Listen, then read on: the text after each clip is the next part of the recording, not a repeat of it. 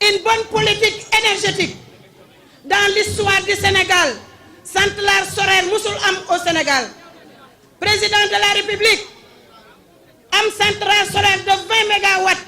boo xam ne c'est à Bokkol ñu ne deetawaay mu jëlaat beneen centrale solaire def ko à Malicounda muy 40 mégawatts loolu bi mu amee gis ngeen ne facture courant yi wàññeeku na bu baax a baax a baax kon nag 47 liste lañ ñun waa coalition Benno Bokk Yaakaar ñooy liste bi nga xamante ne ñoo am ay programme ñoo am ay réalisation yoo xam ne kenn du ko nattable waaye 46 liste yi des ay frustration kese